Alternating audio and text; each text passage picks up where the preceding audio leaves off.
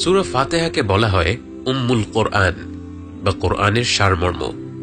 প্রতিদিন 5 ওয়াক্ত নামাজে অন্তত 17 বার একজন মুসলিমকে এই সূরাটি পড়তে হয়। এই সূরাটি আল্লাহর কাছে এতটাই প্রিয় যে তিনি এটাকে তার বান্দাদের উপর ফরজ করে দিয়েছেন। প্রতিটি মুসলিম ব্যক্তির আর কিছু জানা থাকুক আর না থাকুক, সূরা ফাতিহা অন্তত মুখস্থ থাকে, কারণ রাসূল সাল্লাল্লাহু আলাইহি ওয়াসাল্লাম বলেছেন, সূরা ফাতিহা ছাড়া নামাজ হয় না। অতএব আমাদের জীবনে সূরা ফাতিহার গুরুত্বের ব্যাপারে কোনো প্রশ্ন থাকতে পারে না। কিন্তু আমাদের মুসলিম সমাজের একটি ব্যাপক সংখ্যক মানুষের কাছে এই সূরাটি কেবলমাত্র উচ্চারিত কিছু শব্দ। অর্থের দিক থেকে এই সূরার গভীরতা এবং আমাদের জীবনে এর তাৎপর্য সম্পর্কে জানার এবং ভাবার সুযোগ কম মানুষেরই হয়ে থাকে। এই ভিডিও সিরিজে আমরা একে একে এই সূরার চমৎকার বৈশিষ্ট্যগুলো ঘেঁটে দেখব এবং এর সূক্ষ্ম অর্থগুলো বের করে আনার চেষ্টা করব। প্রথমে এই সূরাটির একটি সহজ অনুবাদ দেখে নিই। أعوذ بالله من الشيطان الرجيم. بسم الله الرحمن الرحيم. الحمد لله رب العالمين. الرحمن الرحيم. مالك يوم الدين. إياك نعبد وإياك نستعين. اهدنا الصراط المستقيم. صراط الذين أنعمت عليهم غير المغضوب عليهم ولا الضالين.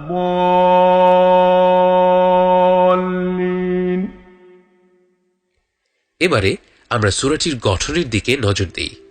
সূরা ফাতিহাতে রয়েছে মূলত 7টি আয়াত।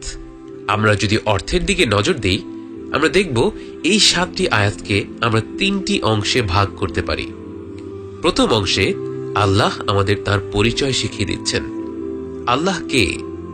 আল্লাহ হচ্ছেন তিনি যার জন্য সকল প্রশংসা আর কৃতজ্ঞতা, এবং তিনি গোটা মহাবিশ্বের প্রতিপালক। এত মহান একজন সত্তার কথা চিন্তা করলেই আমাদের মাথায় আসতে পারে যে উনি হয়তো খুব ভয়ঙ্কর বা রাগী কেউ।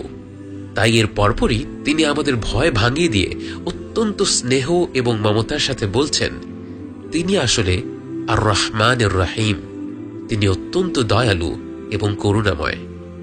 তার এই অতিরিক্ত করুণার কথা জেনে আবার আমরা হয়তো ভাবতে পারি, তিনি যখন এতটাই দয়ালু, তিনি যখন আমাদের এতটাই ভালোবাসেন, তাহলে আমরা যাই করি না কেন তিনি তো শেষমেশ আমাদের মাফ করে দিবেন। তাই এর পরপরই তিনি আমাদের জানিয়ে দিচ্ছেন তিনি আর রহমানুর রহিম হওয়ার পাশাপাশি মালিক ইয়াউমিদ্দিনও বটে, অর্থাৎ তিনি বিচার দিবসের মালিক। অতএব বিচার দিবস সত্য এবং সেদিন আল্লাহ সম্পূর্ণ ন্যায় বিচারটাই করবেন। এই 3টি আয়াত মিলে যে অংশটি হয় সেটাকে আমরা নাম দিতে পারি আল্লাহর পরিচয়। এবার আমরা শেষ 3টি আয়াতের দিকে নজর দিই। শেষ 3 আয়াতের প্রথমে আমরা আল্লাহর কাছে সিরাতাল মুস্তাকিম বা সরল পথ অনুসরণ করার তৌফিক চাই। কিন্তু সেই সরল পথটা আসলে কি? এর পরের 2 আয়াতে আল্লাহ আমাদের শিখিয়ে দিচ্ছেন এই সিরাতাল মুস্তাকিম বা সরল পথ হলো সেই পথ যেই পথ আল্লাহর নিয়ামত প্রাপ্ত বান্দারা অর্থাৎ নবী রাসূলরা অনুসরণ করেছেন। সেই পথ নয় যেই পথ আল্লাহর গজব প্রাপ্ত বান্দারা এবং বিপদগামী বান্দারা অনুসরণ করেছেন। এই 3টি আয়াত মিলে যে অংশটি হয় সেটাকে আমরা নাম দিতে পারি আল্লাহর কাছে আমাদের চাওয়া। প্রথম অংশ আল্লাহর পরিচয় এবং শেষ অংশ আল্লাহর কাছে আমাদের চাওয়া, এই 2 অংশের মাঝে রয়েছে একটি আয়াত, ইয়াকা না'বুদু ওয়া ইয়াকা নাস্তাঈন। কেবলমাত্র আপনারই আমরা ইবাদত করি এবং কেবলমাত্র আপনার কাছেই আমরা সাহায্য চাই। এই আয়াতটিকে আমরা বলতে পারি আল্লাহর সাথে আমাদের সম্পর্ক। গঠনের দিক থেকে আমরা এখানে একটি চমৎকার ব্যাপার লক্ষ্য করি। আল্লাহর সাথে আমাদের সম্পর্ক যত ভালো হবে তত ভালোভাবে আমরা আল্লাহকে জানতে পারবো এবং তার কাছ থেকে সঠিক জিনিসগুলো চাইতে পারবো। আল্লাহকে জানার এবং সঠিক হিদায়াত পাওয়ার কেন্দ্রস্থলে রয়েছে আল্লাহর সাথে আমাদের সম্পর্ক। এবং আল্লাহর সাথে আমাদের সম্পর্ক কিভাবে আরো ভালো হবে? ইয়াকা না'বুদু ওয়া ইয়াকা নাস্তাঈন, বেশি করে আল্লাহর ইবাদত করা এবং বেশি করে তার কাছে চাওয়া, এবং কেবলমাত্র আল্লাহরই ইবাদত করা এবং কেবলমাত্র তার কাছেই চাওয়া। সূরাটির সূক্ষ্ম গাঠনিক সৌন্দর্য শুধু এতটুকুই নয়, আমরা প্রথম ও শেষ অংশের মাঝে একটি প্যাটার্ন বা নকশাও লক্ষ্য করি। প্রথম অংশে আল্লাহ রব্বিল আলামিন বা বিশ্বজগতের প্রতিপালক হিসেবে নিজের পরিচয় দেন। এর পরের দুই আয়াতে তিনি রব্বিল আলামিনের ব্যাখ্যা করেন।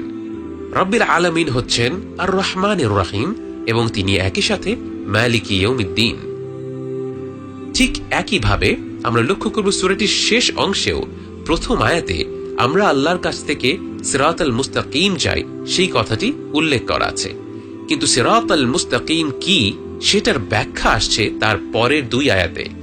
প্রথমত, সিরাতাল মুস্তাকিম হচ্ছে নিয়ামতপ্রাপ্ত ব্যক্তিদের পথ, এবং দ্বিতীয়ত সিরাতাল মুস্তাকিম কি নয়, অর্থাৎ এটা হচ্ছে গজব প্রাপ্ত ব্যক্তিদের পথ নয় এবং দাল্লিন বা বিপথগামীদের পথ নয়।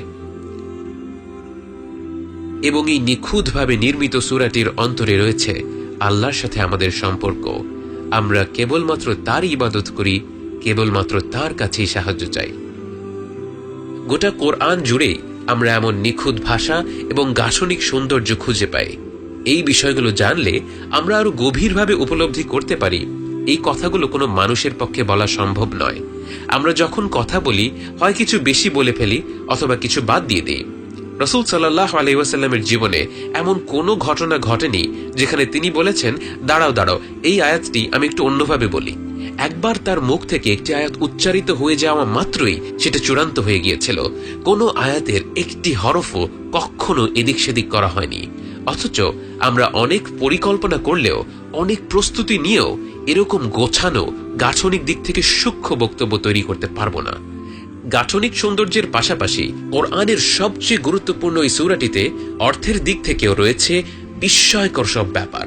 সিরিজের আগামী পর্বগুলোতে আমরা সেই বিষয়গুলোর কয়েকটি দিক তুলে ধরার চেষ্টা করব।